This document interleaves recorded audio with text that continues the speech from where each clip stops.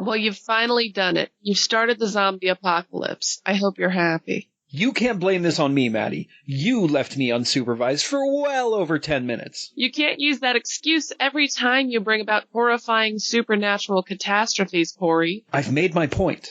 Are you going to help me board up this window, or are we going to start the podcast? Podcast seems smarter.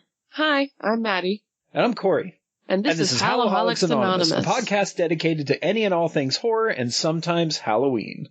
This is our 100th episode, sort of, guys. Well, I mean, I think it counts. Yeah, it does. I mean, there were 2 half episodes that I labeled at some point, which was not a great idea because I always confuse myself when I'm uploading episodes now. What did you, do? Did you 0.5 them? Yes, I did. Oh, okay. And then we have our Lost episode as well. Oh, the Lost episode, yes. Maybe someday when one of us is dead, we should make it into an NFT and sell it for $1 million bazillion. Because that's how dedicated our fans are. Right. Well, who knows? One of those 20 people in Romania that listen to us might be rich. I bet you they listen to us so religiously that little tapes are traded underground of our podcast episodes, and they make mixes of it, and I don't know, underground techno songs or some shit. Are you accusing the Romanian people of not having technology capable of properly listening to our podcast? I think a cassette tape is the only proper way to listen to our podcast. Oh my god, that's so pretentious. I love it. I agree. From now on, let's release nothing if it's not on cassette. This episode, we're talking about 3 films, sort of, but mostly 1 film. Actually 4, because I did a terrible thing and it's a bad surprise, but go ahead. Okay, Night of the Living Dead, Night of the Living Bread, and I'm going to need you to list the title of your choice, sir. All right, I got to get to the right screen. Hold on a second. Night of the day of the dawn of the son of the bride of the return of the revenge of the terror of the attack of the evil mutant, hellbound, flesh-eating, subhumanoid, zombified, living dead. I believe this one is part 2. It is part 2. Part 1 was unreleased. Yes, and he's apparently up to part 5 that I have absolutely no interest in. Oh my god, this... Where to begin? It was really one of those deals where, sometimes you just shouldn't go back and revisit what, you liked 20-some years ago.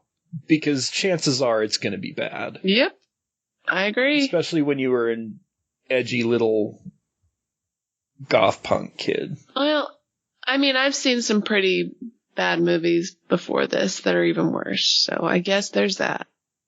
Yeah, let's revisit that later, because I don't know that I have seen anything worse than this. Have you seen Gay N-Words from Outer Space? No, I don't even know what that is. It's not, the title doesn't say N-Words. I think you... Oh, I thought you said gay inwards, like looking inward. Oh, so no. I thought this was some sort of homosexual realization thing, but that's not the word you used. You just had a slight accent when you said N-word. Yeah. Ooh. Terrible film. Okay, that might be worse. Yeah. Really bad. I do not recommend even looking it up. But that's not what this episode is about. It's about Night of the Living Dead, the Romero classic that sort of started it all. Yeah, it's also kind of about the Tom Savini remake from 1990, because I went through and I watched Night of the Day of the blah, blah, blah. Mm-hmm. And I went and I started the original Night of the Living Dead, but I just couldn't do any more black and white. So I switched over to the 1991. So I'm going to pretend like I know what I'm talking about. Okay. Well, what I can say about the Tom Savini remake is they do a really good job of making Barbara more likable.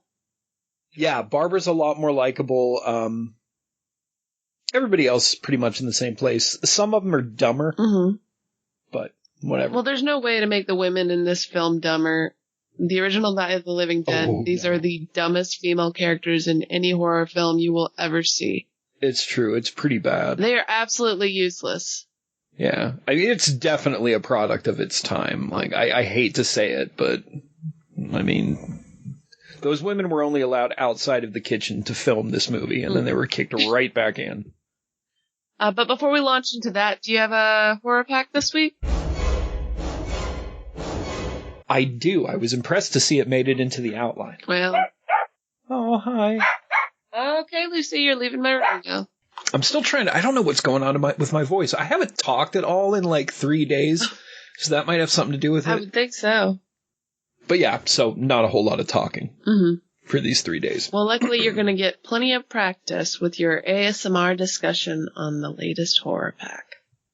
It's going to be great. I hate that sound. I hate that I just made it in my own ears. All right, so horror pack. Why do I spend money ever? Crap-ass loot crates, crappy horror packs. I don't know. I like, I may never watch all of these, but I do like looking at my, like, Blu-ray wall. It feels like a big accomplishment. Yeah, it's some sort of accomplishment for me. So I guess I'm happy to own these as, like, some people buy, like, dumb unicorn knickknacks. I just buy surprise Blu-rays. You look at them and you think, this is what my life has culminated to. Exactly. All right, so first up we have Knowledge Leads to Extinction. The film is called Child of Satan. Starring Eric Roberts, Casey Clark, and Kate Upton. I feel like Kate Upton's like somebody I hear about all the time, and I feel like she should be better of an actress than she is. Is that right? You could say that about a lot of people. Yeah, but her name just, like, for some reason I feel like she's, like, a member of the royal family or something. I don't know. What's that last name? Upton. Could be. I honestly have no idea. All right, so after an accident during her baby shower, Allison, a dedicated nurse, is rushed to the hospital. After the birth of her son, strange events emerge. Vivid dreams and unexplained killings. That tells me nothing. Is the baby evil? Well, the baby's a child of Satan. I don't necessarily think that would make him evil. I mean, he could be like Satan's good son, like little Nicky. Or, good omens. Oh, yeah, that too. Nature versus nurture. All right, next up is the Horror Pack Limited Edition Blu-ray. It is called After Dark. You sound so enthusiastic. I'm terribly enthusiastic. This actually looks like something I'm okay with. It's got a picture of like a barren highway with some dudes standing there staring off into some mountains. Spring break for 7 college students is derailed with one wrong turn. A flat tire on a desert road leaves them stranded after dark in the company of a menacing drifter who may or may not be trying to help. As night falls and friends start to disappear, those that remain are forced to head into the open desert to find help or become the victims of an unseen killer. Oh, that sounds alright. Yeah, and based on the pictures on the back of this, it looks like I won't care if any of these people are murdered. They all look terrible. Like they're just having a bad day, or like they're just not likable people? They just don't look like likable people. I'm prejudging. That's what I do. All right, so here are the 2 that I'm vaguely interested in. One of which I'm only vaguely interested in because it's got Stefan from the Vampire Diaries in it. It's your Vampire Diaries. I love that show. It's called Killer Movie. Fear Reality. He's not even mentioned on the cover, unless I don't remember his name. He might be Jason London, but I don't think so. I have to look that up real quick. Yeah, no, that's what I thought. His name's Paul Wesley, and he's on the cover, like I can see his face, but he's not like... Is it absolutely him, or is it someone who just looks a lot like him? It's absolutely him. I had that same thought, and I turned it over to see if there was another picture, and it's definitely him. So, in the world of reality TV, producer Seaton Brookstone, what a pretentious name, is used to handling spoiled celebrities, testy crews, and unexpected setbacks. But no one is prepared when the shooting crew finds itself stranded in the remote northern town of White Plains, with a killer on the loose. I'm feeling a theme from this pack. I know, right? Well, I'm about to blow that theme out of the water with the next one. As past suspicions, betrayals, and secrets are revealed, the nightmare of shooting this reality show becomes all too real for director Jake Tanner. Paul Wesley, there he is. He's named finally. His crew and his star, Hollywood celebrity Bianca Champion. That's an awful name. Yeah. All right, and finally, continuing with absolutely nothing, Critters Attacks. Oh, God. That's right. I will definitely never. I will make a point never to watch this movie. That's not true. Yeah. Once I get back, Critters episode. I try to. Did we do a Critters episode yet? We did a little animals episode, like a couple times, like Gremlins style, but we never talked about critters. I don't think. I remember the little animals or the little monsters episode, but is this why I watched most of the Critters movies? Like, I watched like 1 through, I think I got partway through 3 before I lost interest. Do you think that's why I did that? Maybe. So yeah, the Critters are back, and so is, what's her name? The mom from the first one. She's famous. What the hell's her name? From the first Critters movie? I don't know why I didn't just look it up, and why I'm making you do it. That's weird. Oh, that's how you are. Dee Wallace. I knew it. Yeah, Dee Wallace. That's her name. So yeah, she's in this again. Mysterious alien critters have crash-landed in a small college town, devouring every living thing they encounter. Drea and the kid she's babysitting must try desperately to save themselves from the ravenous, rolling beasts. Will Drea discover her inner badass, and will it be enough to stop the critter onslaught? I wonder if Dee Wallace was in, like... Wasn't there like a brief series or something too? Like a web series? I want to say there was, but I might be mixing that up with Tremors. I think I might be mixing it up too. Tremors. So yeah, that's Horror Pack. It's bad. Yeah. Don't buy Horror Pack. Just live vicariously through me. So you're just straight out saying don't invest in it. I mean, if you're dumb, go ahead. Okay, so if you're like Corey, go ahead and invest in Horror Pack. If you're dumb like me, go ahead and buy Horror Pack. Oh, it's awful. Oh my god. Well, you've had better months. True. Maybe because this month is so annoying to me, next month will be like the greatest 4 Blu-rays ever to like grace my collection. Mm-hmm. Yeah. Like I'll get the first ever not released in America, whatever region we are, version of Cemetery Man. That'll be in it. Feels like a Waiting for Godot situation. It'll also have, like... Why are we ordering the Horror Pack? To get good movies. Where are the good movies? We're waiting for the Horror Pack. I can't think of what other... I'm going to have to think about this and figure out what my greatest Horror Pack haul would be. I'll get back to you on that some other episode. I'm going to remind myself. I never look at it, but I'm going to put this in the idea channel. So I decided this week, as a special bit of entertainment, we would play a game called Zombie Survival. Okay. I don't have anything attached to that. I thought we could come up with something in the spur of the moment. Neither of us really like zombies, though. Not really, no. It'll be the most sarcastic surviving ever. Surviving. Okay, so let's just describe the premise of a zombie movie if we had one. Alright, so I would definitely, like... I don't know what it's about, but I know at some point I rise to brutal king of a specific part of the wasteland. Okay, so there's definitely a wasteland involved. Okay. Is this after everything went down? I don't know. How long do you think it would take me to ascend to, like, king of a specific area? And it doesn't need to be, like, an entire country or even, like, a town. Like, it can be a city block that I'm king of. We can scale this down, and you can just be a homeless guy who thinks he's king of the city block. That's more likely. Yeah. So are there zombies, or am I just a crazy homeless guy? Maybe there are zombies, but it's unrelated to the fact that you're a crazy homeless guy. Fair enough.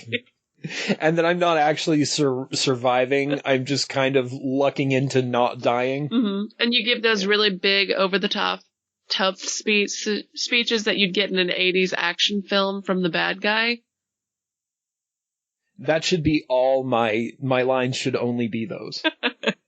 Very Big Trouble Little China, you think you're the main character. But really, I'm like barely an extra. Yeah. So at least Jack Burton was like the sidekick. Okay, what are you doing in all of this? I am filming a found footage style documentary of the chaos unfolding. Okay, so do you actually film me at all, or am I just like walking by and muttering occasionally? You're the one who keeps ruining the shots. Ooh, that's good too. Yeah. So it's kind of like real life. You're just slightly perpetually irritated with me. As it should be. I like it. We're trying to be really serious and get like actual information, but every time in between scenes, when we're setting up our shot for like hordes of the undead, running and shambling down the streets, you just kind of stumble on set and assault one of the crew members. I'm like 20 feet away beating someone with a severed hand I just picked up off the ground. Like you're interviewing a child who just like lost his entire family, and all of a sudden you just see a whiskey bottle fly up past his head and you hear broken glass behind him. For no reason, I just threw it. Yeah, that works. Yeah, we might accidentally be making a good movie. I know. I'd watch it. I would too. Well, I mean, we've proven that we will watch anything, though, by suffering through this nonsense today. You are the reason we suffered through the nonsense on this. I don't know. Mine was bad, and on its best day, problematic. On its worst day, just downright bigoted and terrible. Oh, you don't think that weird rape joke was... No. But you made me watch Night of the Living Dead. That one was 8 minutes. Yes. And at least there were some slightly funny references. Night of the Living Dead was actually pretty funny. Yeah. Mostly because they were just throwing bread. Yeah. That was hilarious to me. Going outside with their little microwave oven and toaster to defend themselves.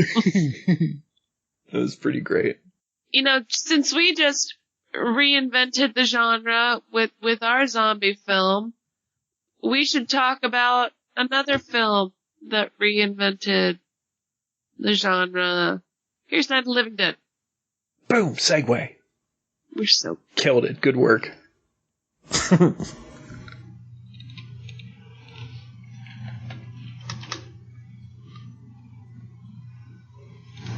Welcome to a night of total terror.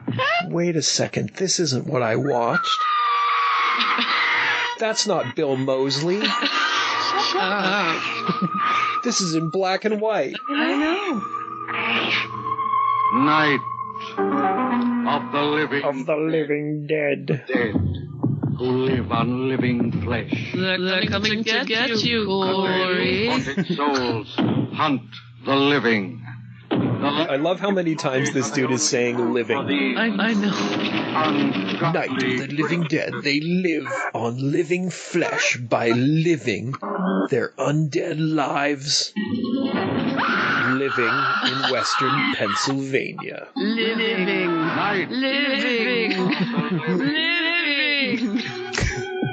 They're living to live, rah. An experience in shock, more shattering than your strangest nightmare. Night of the... This is nowhere near more shattering as my strangest nightmare. Night with the dead. Well, it's the late 60s and your 12-year-old thought this was just your typical B-movie on a matinee. Well, yeah, maybe. Terror. But I think this wasn't nearly as scary as the dream I had where, like, I had to hide a bunch of corpses in my bathtub under pillows, and I was terrified I was going to get caught. That was worse. Yes. Well, as far as the show's concerned, it was a dream. That's what you'll say in court. God, I hope they didn't find a bunch of corpses in a bathtub covered by pillows. That would be really embarrassing if this is how I got caught. for real, though, that was the scariest dream I ever had. That is a pretty upsetting dream. Yeah. I'm not sure what my scariest dream was. The ones that make you jump in your sleep are scary. Oh, I do that fall asleep anyways. So for a synopsis of Night of the Living Dead, because I know you all need it, it's a night... Oh, yeah, nobody's seen it. It's a night of the living dead. It's a night where the living become dead. And the dead become living again. Did we mention the word living? Every decade has that particular style in their trailers, as if they're all directed and edited by the exact same person. And the 60s, when it came to horror films, there was always like one word they would single out, say it over and over again. And they would also obsessively clarify it would be the scariest movie you'd ever see. Mm-hmm. And back then, maybe it was. I mean, people were less evolved and not nearly as cultured as us 2021ers are. Mm-hmm. Or as traumatized, I guess. I mean, Vietnam, for God's sake. Mm-hmm. I got nothing. Mm-hmm. Yeah. I just know that happened in the 60s. I do think if you zone in on this film when you're watching it now, there are still some sequences that are surprisingly upsetting. Like when the little girl stabs her mom with the garden trowel. Spoiler. Oh, I'm so glad you just said that. I have a limited edition t-shirt of that girl holding up her garden trowel in purple. Oh my god. But I don't know where it is. So I'm glad you said that. I'll remember to go look for it. I think it's probably in my pile of clean clothes somewhere, probably in the bottom. So, the actor who played her father was actually in real life her father, and one of the co-producers of the film, Carl Hardman. Oh, that must suck for that kid to have such a shitty dad. Well, she was also she played one of the corpses upstairs that was just lying and had to be gotten rid of. So I'm sure she had a good time. Let's be honest, we'd all love to work on our dad's zombie film that became an iconic piece of film. So. Oh yeah, no doubt. I'm pretty sure she, up until a few years ago, I remember hearing about her, doing stuff on,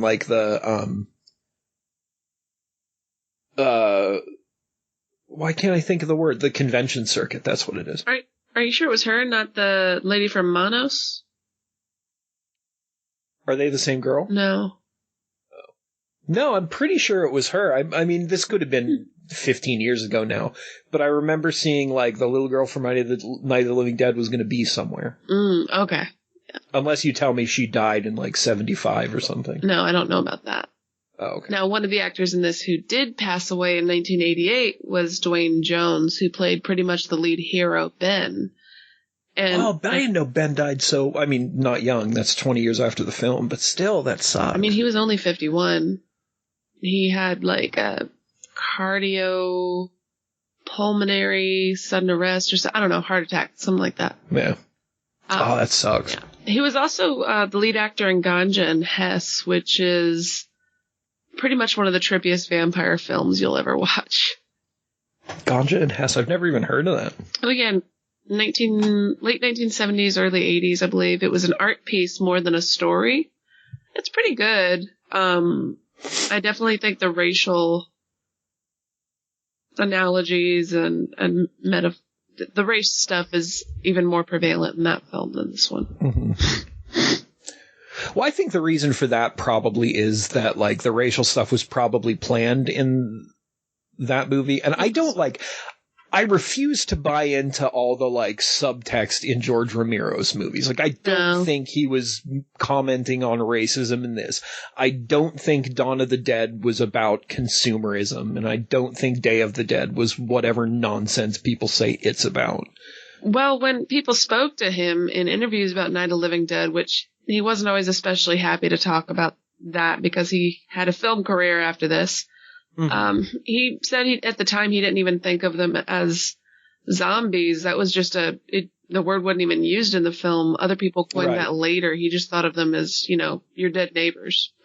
Yeah. I thought I remember hearing that they were supposed to be more like ghouls or something, and that's why you see him using tools and stuff occasionally. Well, before Night of the Living Dead, that's pretty much what these sorts of monsters would have been called in films. I mean, but still, he redefined it. Before this, zombies were just voodoo zombies.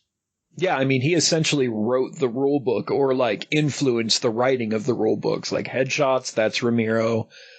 That may be the only example I have off the top of my head, unfortunately. I really started that off with some power that I just lost. Well, the idea of, quickly. you know, a focus group of people in a room barricading themselves from monsters outside, that's mostly from, you know, a Night of the Living Dead thing.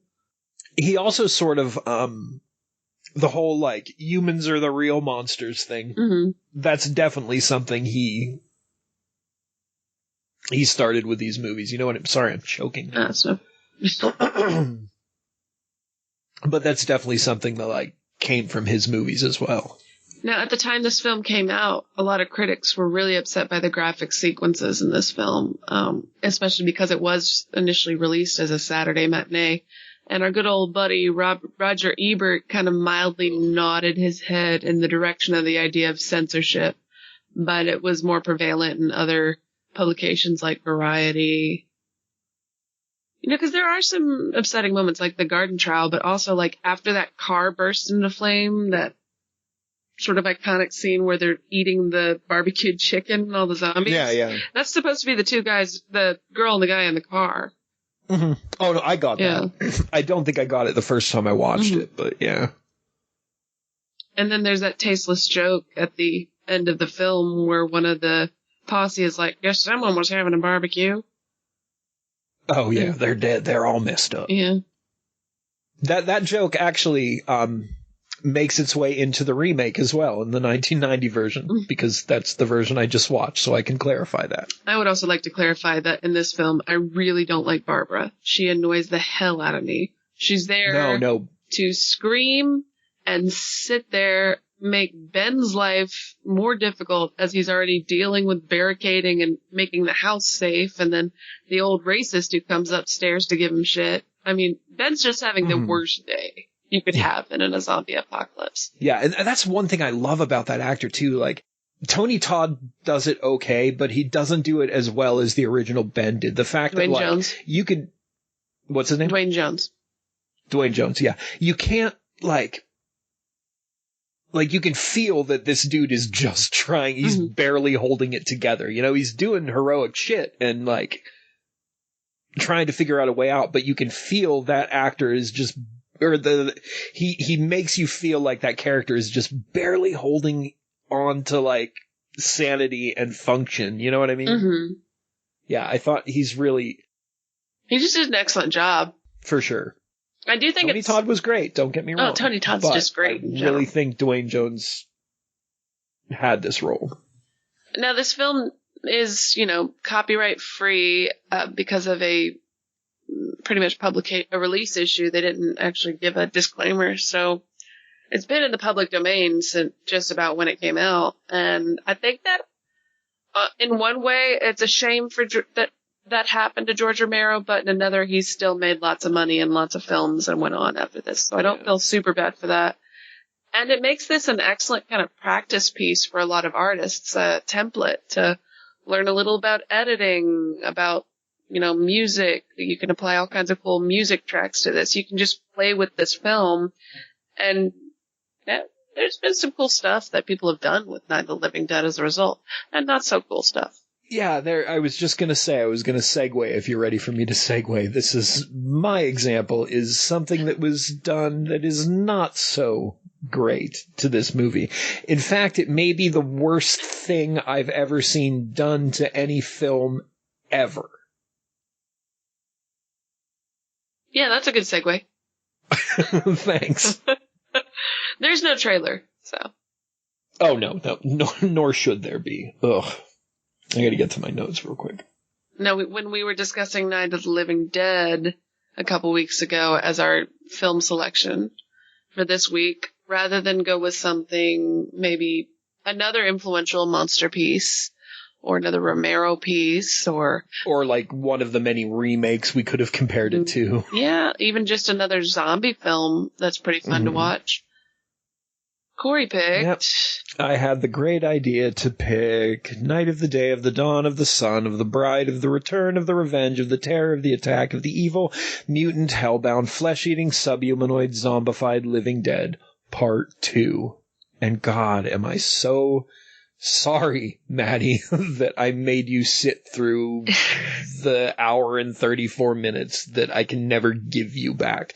If I had it to spare, I would give you an hour and a half off of the end of my life. And it's true that I did send him a colorful text message today about this subject. Did you? Did I miss it? After you said you were watching it? Oh. Shall I read this exchange? Okay, yeah, disclaimer to our audience, there's a few words. Go ahead. Yes. We're only going to slightly go over our allotted blue word for this show, I think. Mm-hmm. All right. It starts with Maddy. Still good tonight? Yeah, I'm trying to suffer through my movie. It's fucking awful. So bad.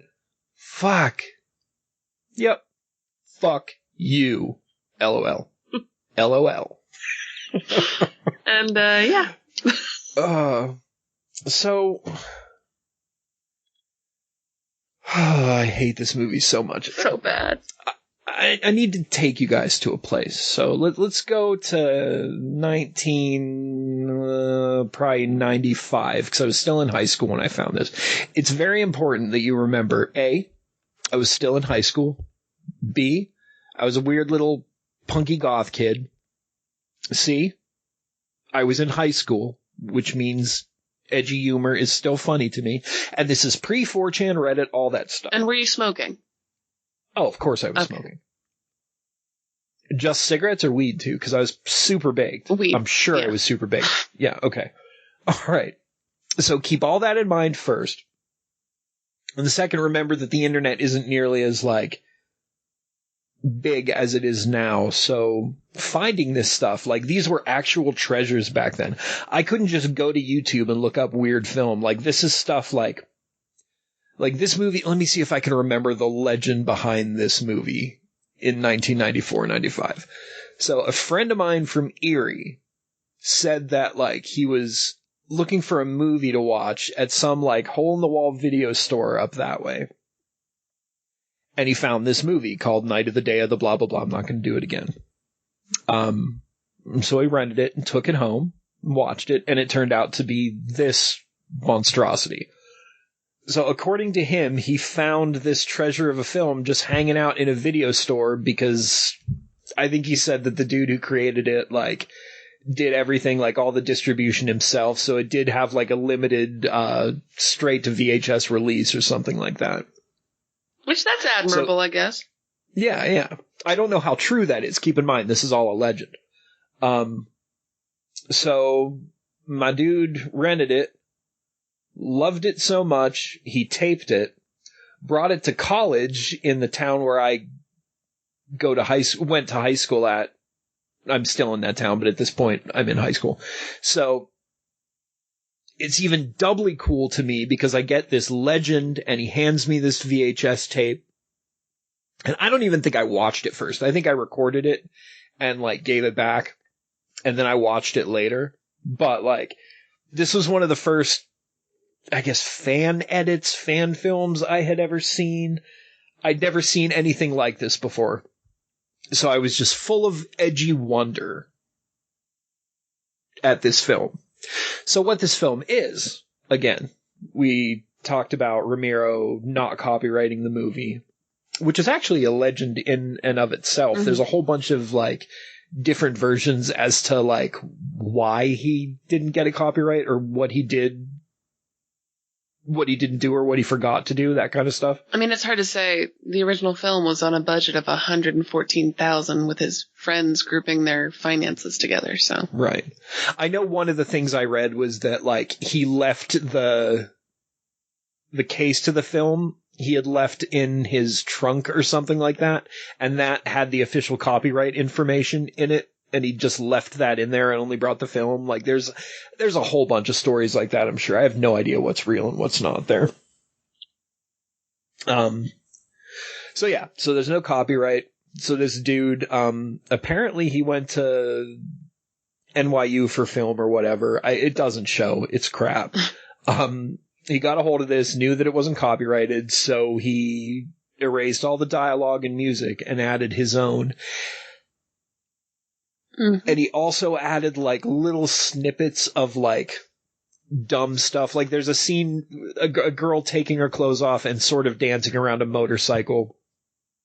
There are like scenes of ceramic clown puppets laughing. Mm-hmm. There's a dude just standing there for a minute. There's a section in the tape where it's just a countdown from 30.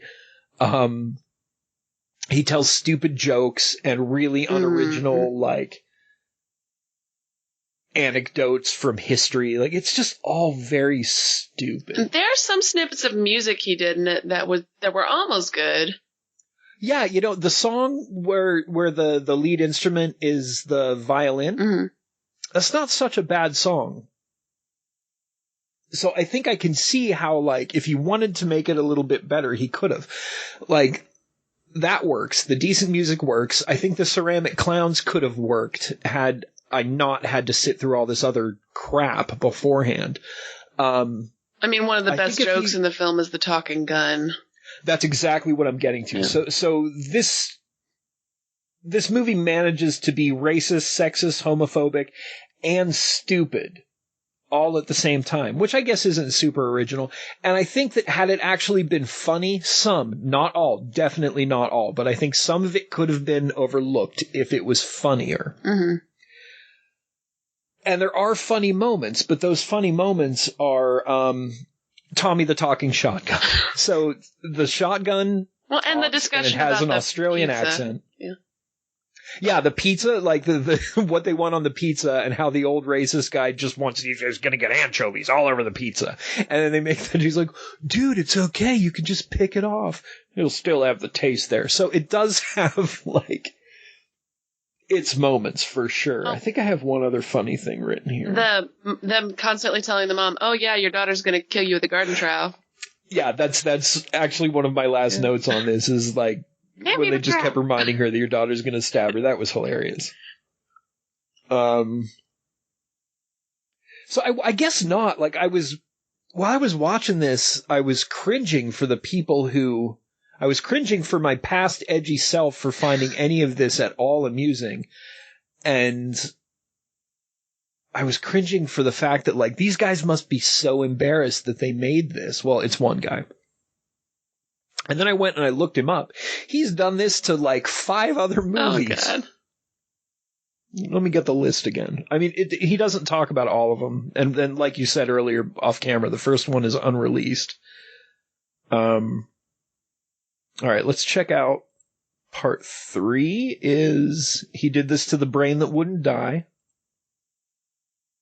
It's hard to imagine making that movie worse.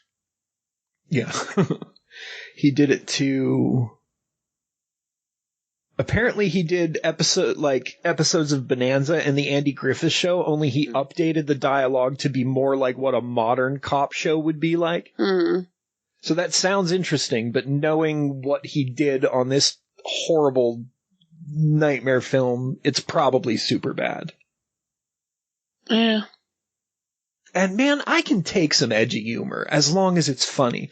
But like the sheer amount of like racial slurs and rape jokes and just constantly using the F word in reference to homosexuality over and over and over again. Mm-hmm. Bad lispy characters. Yeah, honestly, when it started with that and I was watching it, I was like, Corey likes this? Yeah, see, Corey does not. Corey 20 years ago probably thought it was funny. But again, you've got to keep in mind that this is 20, 25 years ago, like pre-4chan, pre-Reddit, desensitization to all that, like, edgy stuff. You know what I mean? Mm-hmm. Plus, I was super high. Everything's funny when you're super high. It's just so bad. Even, like, this thing's been in my head too long, man. It's... Even, like, going back and thinking about it, Like, the idea is, in his version, is that all the zombies are, like, overworked office workers, like people with dead-end jobs who just burned out and became zombies. Mhm. But I feel like the sheer level of, like, zombies that have, like, lisps and are, like, gay stereotypes, I really feel like while he was sitting down talking about this movie, he's like, yeah, what I think I want to do is I want to make it like the gays are taking over, blah, blah, blah, blah, blah. Well, yeah, like, there's that one bit where the zombie's like, I'm not gay, I'm not gay. Yeah. It's absolutely disgusting. Yeah. Like, and again, like, I'm not easily offended. If there was something redeeming in the humor of all this homophobia and racism, I might be more okay with it. Like, it's all about context. It's just the context is so bad and the jokes are so stupid in this that it's hard for me to see this as anything other than, like, the rambling of a Proud Boy or something like that. You know what I mean? Mm-hmm. Yeah. Ugh. I don't know. Don't watch this. Don't buy Horror Pack. Don't watch this movie. I want to wait to wrap up on a light note. Happy 100th episode, guys. We love you. Wait, we have one more thing to talk about. Oh, yes. Night of the Living Bread. Night of the Living Bread. Now, this was an 8-minute short released by... Hold up. So this is actually more along the stupid kind of stuff I used to watch when I was a teenager. I also watch this stuff, too. Yeah, it's hosted by Quick Call Computers on YouTube. It's just a silly little, like, 8.5-minute parody of Night of the Living Dead, but it's about bread attacking people. And it's great. It is. It's so good. It's minimal dialogue for most of it until towards the end, and it's just much, much funnier and a better way to spend your time than Night of the Dawn of the blah, blah, blah, blah, blah. The best part for me in this whole thing was when she runs back into the car after her brother gets attacked by the bread, and it's obviously just somebody off camera throwing bread at the front windshield of her car while she's sort of slapping the windshield from the inside, trying to get the bread to go away. And then she finally gets the car started, and she turns on the windshield wipers to knock more bread off. Oh, it's so good. And the little radio presentations about bread coming to life, and he's like, I'm serious, folks. I don't know why this is happening. And when the girls are in the basement, the camera slowly pans over to the brown bag lunch on the couch. Like, those are good jokes. Yeah, well, that's what I was just going to say. This is such a good example of, like, you can do something stupid, and as long as it's hilarious, the stupid doesn't matter. And to a point, as it's possible, it's a lot harder to get away with something like this with racial humor and stuff like that. Like, I mean, even arguably some of the clever writing that does it doesn't always land. Right. Yeah, so I guess what I'm saying is, like, don't take the chance. Yeah. You know what I mean? Unless you're sure you're super hilarious, don't take the chance. Especially if you're, like, straight and white. Yeah, oh God, especially that straight white male, just avoid that shit. Yeah, don't make racist jokes, don't make gay jokes. You're not funny. Right. You're not. No. Wow, this got super political. I like this. Don't be terrible people, guys. And just for fun, like, reference, if you would like to watch Night of the Living Dead, the original Night of the Living Dead, and English is not your first language, it has been translated into over 25 languages. I will say, like, maybe before, you know, if you have a podcast, and maybe before you want to recommend to your co-host that you want to watch a movie that you hadn't seen in like 20 some years, maybe, you know, scan over the movie again and don't just go by nostalgia. Yeah, I was watching this and I was like, damn you, Corey. Here's the other, like, thing. So, again, I'm bringing up Erie. Odd that, like, I wonder why Erie keeps coming up so much in this, involving this movie. Because it was found at a video store in Erie. Then years later, in like 2006, 2007, Erie has a horror festival. I'm not sure if they still do. If they do, I'm going to go again because it was fun. But I went to this horror festival, and in the vendors, they had like a dude who was selling like bootleg copies of stuff. I got a copy of The Video Dead there. I got a copy of Night of the Creeps before it was on DVD. Mm-hmm. And I found this, and I was so hyped to find this because I remembered it from when I was a kid, like way back in the day. So I bought it, and like we started talking about Night of the Living Dead. I'm like, oh, Maddie's got to watch this because I remember it was fun, and then I remember the feeling about when I found a physical copy of it, and I'm gonna rip it for him. We're gonna watch it, and we're gonna have a good old time. And I'm not gonna hate who I was at some point, and I wasn't gonna question my life's choices. Oh, you can never go home again. Everybody gets one, Corey, and I think we can say that for our listeners as well. I have a terrible feeling that this is only one in many for me, though. Well, at least we've saved other people from this horrible fate. That's true. Or we've just made people super stoked to go find a copy of this, which, again, that's not my goal here. There is nothing redeeming about this film. Yeah, not really, no. No, I'm serious. Don't even bother with it. You're just going to be annoyed and cross with me. If you want to watch this movie. If you want to laugh while you're watching a dubbing of Night of the Living Dead, just watch a Riff Tracks version or something. Yeah, there you go. Mike's funnier. Or like, go to, I don't know, go find your like 6-year-old cousin and have him act out what he thinks a movie with that title would be. I guarantee you it'll be more entertaining than the crap you're going to watch to actually find this movie. Heck yeah, I'm going to tell Ryan that right now to drag his little nephew out. He's got a 6-year-old nephew. It'd be precious. Please film that for me. Yeah, and the kid thinks he's Godzilla right now, so. Oh, did he watch Godzilla vs. Kong? Oh yeah, he's obsessed with it. Oh, it was so good. I can relate, kid. I can totally relate. Okay, next week we'll be talking about Sinister and Insidious, the first film, but you know Corey's going to watch them all. Mm-hmm. And complain about it a lot. Oh, are you going to watch any spin-offs? I think The Last Key is the only spin-off. I might be thinking of The Conjuring then. I think you're thinking of The Conjuring, which was actually the first thing I was going to say, but I realized that was A, a much deeper rabbit hole, and B, not one I'm super interested to go down this week. Not just yet. Not just yet. If you want to find our blog, you can find us at Hallow-Holic.blogspot.com or Hallow-Holic.wordpress.com.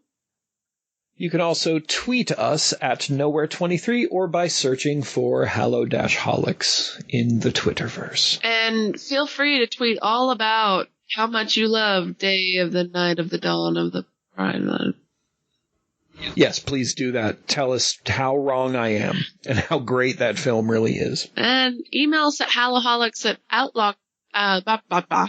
Email us at Hallow-Holics@outlook.com if you'd like to send us a lengthier message so we know just how quickly we need to block you. Yeah, that would be great too. It's always good to know the level of psychosis people are bringing to our conversations. So I assume that the man knew it was our 100th episode before I did, because he's just sitting in a corner with a party hat on. Aww. And one of those little like party whistle things. You know, he's not so bad. No, today he's looking at me with sort of a kind... he's got a knife. Let's just... Well, you should have stopped for the cake. I know. It's already got blood on it. Oh. I mean, it's his blood, not mine, but I feel like it's going to be safer for me if I just tell you guys to go to podpedia.org and search for our portal, HHA. And with that being said... Oh no, zombies have broken in, and some racist guy in the back is dubbing over a classic film, and he's not helping us. He's ruining everything. I'm gonna shoot him. Good night.